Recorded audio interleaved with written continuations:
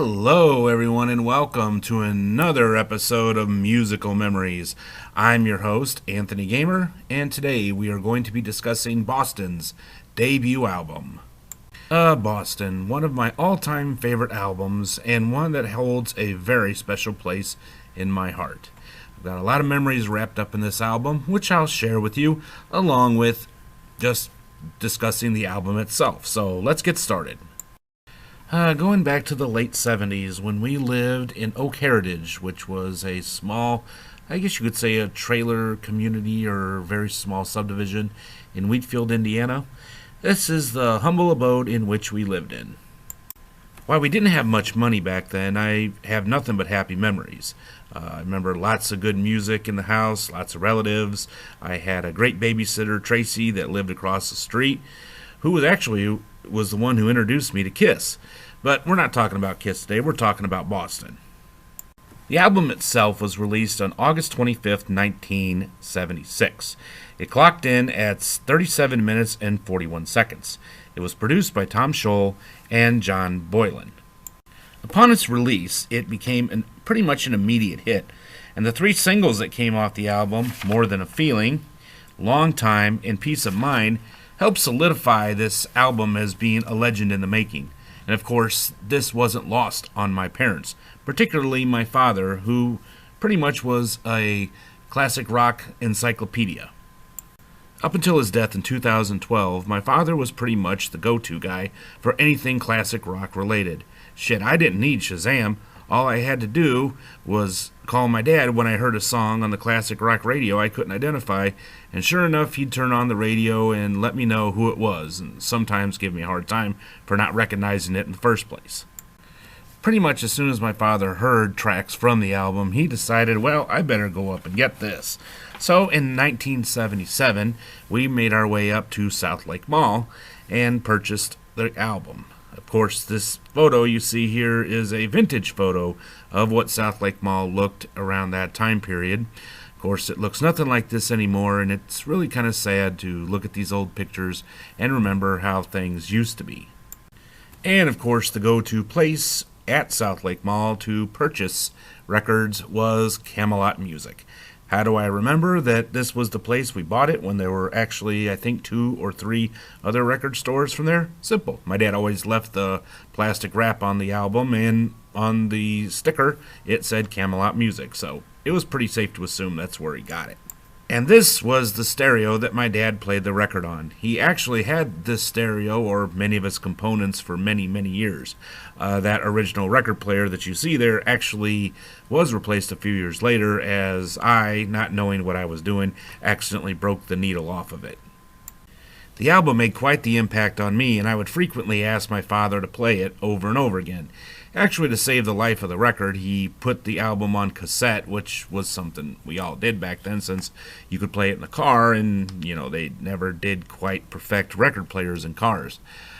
And when I was 8 years old and got my very first cassette player, my dad was kind enough to put the album on cassette for me.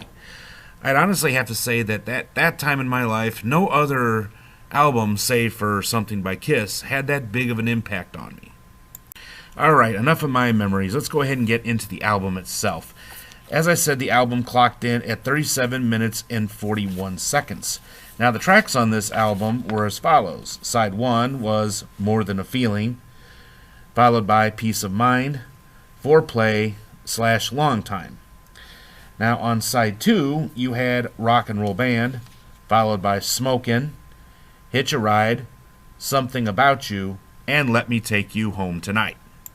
Now, the band members themselves were Brad Delp, lead and harmony vocals, acoustic guitar on Let Me Take You Home Tonight, Tom Scholz, who played electric guitars, lead guitar, except Long Time and Let Me Take You Home Tonight, acoustic guitars, clavinet, bass guitar, organ, design consultant, remastering, liner notes, production, and engineering.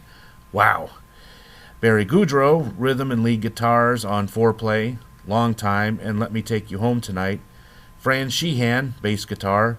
Sib Hashiam, drums, except Rock and Roll Band. And Jim Mazdia, who played drums on Rock and Roll Band.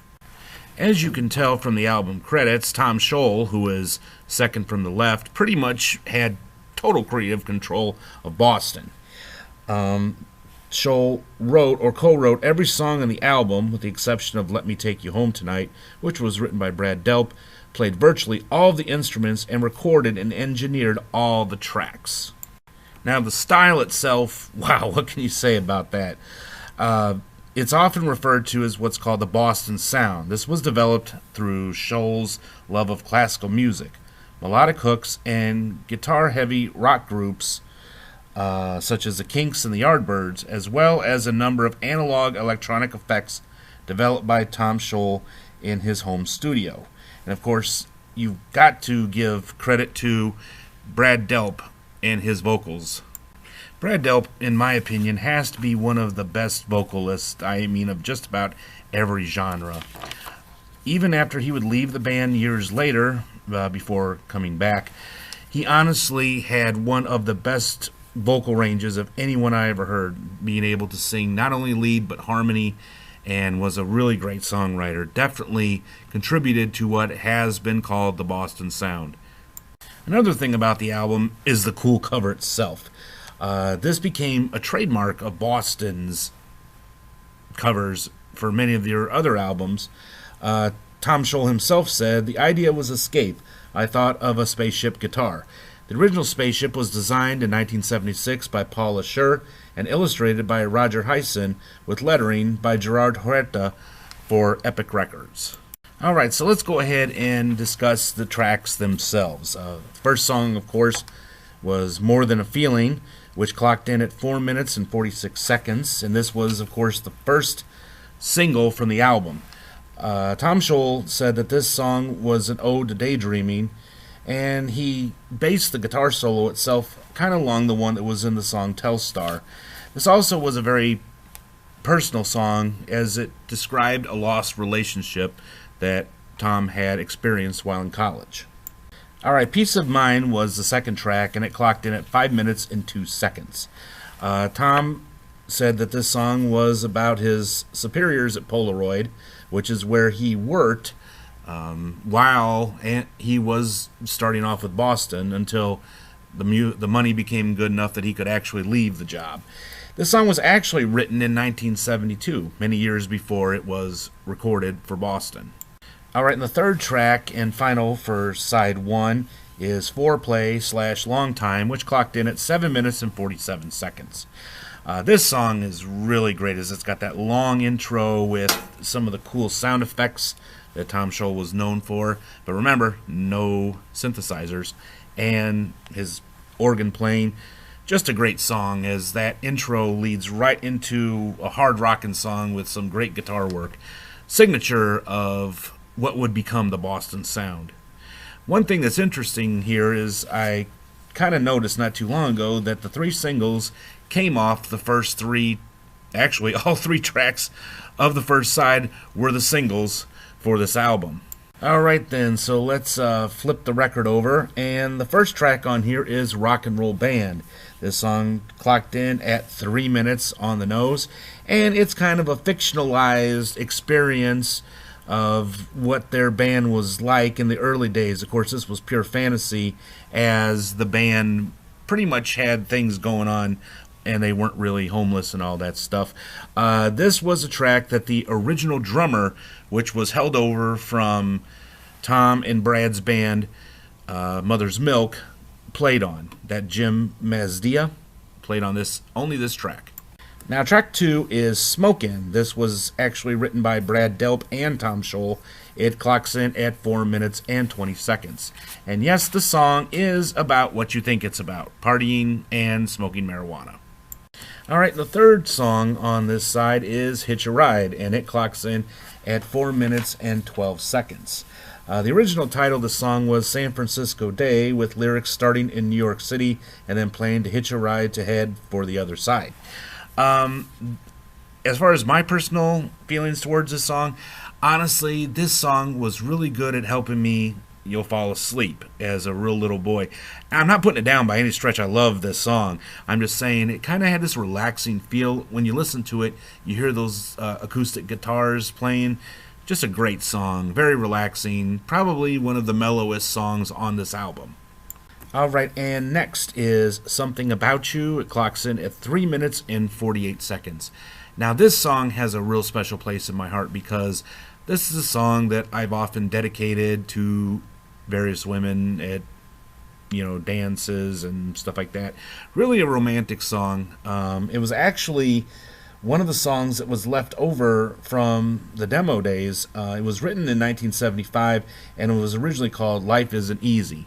Like I said, this is the best love song, kind of power ballad from the album, and one that has a special place in my heart. And the final track for this album is Let Me Take You Home Tonight, written by Brad Delp, and it clocks in at 4 minutes and 44 seconds. He also played acoustic guitar on this song, and really shows off not only his great vocal ability and his range, but also his great songwriting skills. In closing, what more can I say about this album? It's been an important part of my life, and it's helped me through some rough times. It reminds me of happy times, or happier times, and it's just one album that always will have a special place in my heart. And I'm not the only one, as you can pretty much guarantee that one of the 8 songs, or pretty much sometimes all the 8 songs, will be featured on some classic rock station, which is what makes this album such a classic itself and a legendary album, is that you never have to hit the skip button if you have this on CD. You can just let the album play. There's been times where I've actually played the album and just, let it repeat, because it's just that great of an album. Well, that brings us to the end of another episode of Musical Memories. I really hope you all enjoyed it. If you did, signify by smashing that like button and subscribing, and leave me some comments in the comment section below about your memories of the Boston album and why it has a special place in your heart. I'd really like to hear what you have to say. In our next episode, I will discuss another album that has been a lifelong favorite of mine, and one that has many, many happy memories attached to it, and that is Breakfast in America by Supertramp. So you will not want to miss that. Well, until I see you next time, this is Anthony Gamer. Have yourselves a great day, and I will see you all in the very next episode. Until then, have a great day. Goodbye.